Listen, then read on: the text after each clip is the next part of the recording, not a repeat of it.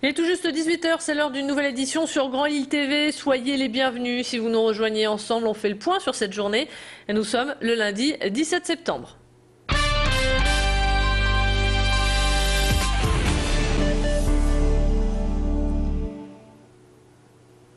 Sanction exemplaire à l'encontre d'IKEA. L'enseigne suédoise a été condamnée à verser plus de 920 000 € de dommages et intérêts à l'entreprise Baori Distribution, un prestataire qui travaillait exclusivement pour son magasin de l'Homme depuis 22 ans.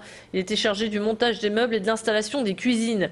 IKEA a mis fin à leur relation assez brutalement. La Cour d'appel de Paris a donc estimé que, compte tenu de cette longue relation qui unissait ces deux entreprises, le préavis aurait dû être de 18 mois. Aujourd'hui, l'entreprise Baori, qui compte une douzaine de salariés, s'est reconvertie. Elle installe des salles de bain et travaille pour des collectivités locales. Retour donc sur cette affaire avec l'avocat de Baori Distribution. On l'écoute donc au micro de Mathilde Lacroix. Surtout, ce qui a été constaté par les inspecteurs de la DGCCRF, le tribunal de commerce et la Cour d'appel de Paris, c'est que IKEA a maintenu la société Baori dans un état de dépendance économique. IKEA a imposé ses méthodes de travail à Baori, IKEA a imposé ses tarifs à Baori. Baori n'était libre de rien en réalité. Alors il est possible effectivement qu'IKEA décide de former un pourvoi devant la Cour de cassation. IKEA a 2 mois pour le faire à compter de la signification de l'arrêt d'appel. Dans le reste de l'actualité, la société Transval de Lys a été cambriolée la nuit dernière.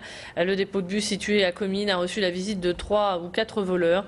Vers 2 h du matin, des hommes ont pénétré le site en défonçant le grillage. Les cambrioleurs étaient bien renseignés.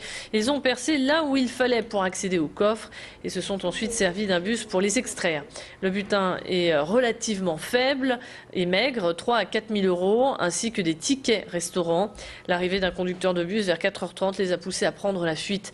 Suite à ce vol, le trafic a été légèrement perturbé jusqu'à 7 h 30. On écoute à ce sujet le directeur de la société au micro de Mathilde Espinasse. Ça fait bizarre, on n'a pas l'habitude, heureusement. Et bon, ce qui était quand même notre préoccupation essentielle, c'était de faire redémarrer l'exploitation parce qu'on avait des clients qui nous attendaient. Donc on a pu le faire à partir de 7 h 30, ce qui était un moindre mal pour les clients. Voilà, après, à nous de faire le nettoyage. On va penser à remettre le courant, on va penser à nettoyer, on va penser à faire réparer les murs. Et puis on verra après. C'est la semaine de la mobilité. Alors pour encourager les nordistes à utiliser davantage les transports doux, diverses initiatives fleurissent autour de la capitale des Flandres. La SNCF a implanté sa première borne de covoiturage en gare d'Hazebrouck. Après avoir pris le train, vous rentrez chez vous grâce à cette borne qui diffuse en temps réel les propositions de covoiturage au départ de la gare. Les avantages sont nombreux. Plus besoin de tourner des heures pour trouver une place de parking. Vous économisez donc de l'essence mais aussi de l'argent. Et puis vous participez moins à la pollution atmosphérique. Le but est de faire des trajets courts, gare-domicile. Installée depuis le mois de juin pour une période d'essai, cette première borne de la région séduit déjà. Et vous pouvez réserver votre place directement sur Internet ou depuis votre smartphone. Plus de précisions avec le directeur régional TER, Jérôme Fontaine. La borne qui, elle, en fait, est mise en relation avec le site mobile. Et ce site mobile permet, cette borne permet d'avoir tout de suite et afficher là les prochaines destinations dans l'heure d'après. Et donc en photographiant, en prenant le QR code grâce à son smartphone, on est capable d'avoir les prochaines destinations et d'organiser son voyage. Il y a de la politique dans cette édition. Il est resté 22 ans maire de l'Homme. Et hier, le député Yves Durand a passé le relais à Roger Vicot. Même si la loi sur le non-cumul des mandats n'a pas encore été votée, elle devrait néanmoins l'être pour le début de l'année 2013. Yves Durand a tout de même souhaité montrer l'exemple. Les deux hommes se connaissent bien. Ils ont travaillé pendant des années ensemble. Pour cette passation de pouvoir, Martine Aubry, la maire de Lille, et Patrick Caner, le président du Conseil général, ont fait le déplacement.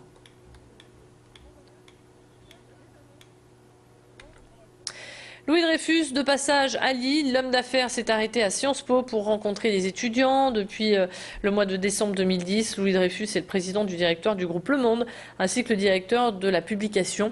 Cette rencontre était donc l'occasion d'aborder l'avenir de la presse écrite. Louis Dreyfus est conscient que le papier a du mal à se vendre, mais reste néanmoins confiant pour l'avenir.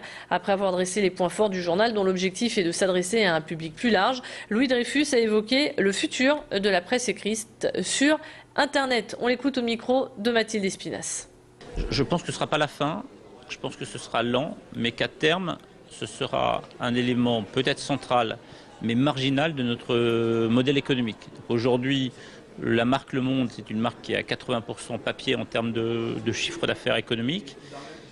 Elle sera dans une dizaine d'années forcément en dessous de 50%, peut-être en dessous de 30%. Et la question, c'est comment on construit ce modèle et comment on arrive à faire vivre une rédaction, tout compris de plus de 350 personnes, sur ce nouveau modèle. C'est ça l'enjeu et c'est vers quoi on travaille. Et puis on se quitte avec ces belles images. Ce week-end avaient lieu les Journées du patrimoine et si vous étiez à Lille samedi midi, alors vous avez très certainement levé la tête au ciel pour apercevoir la patrouille de France.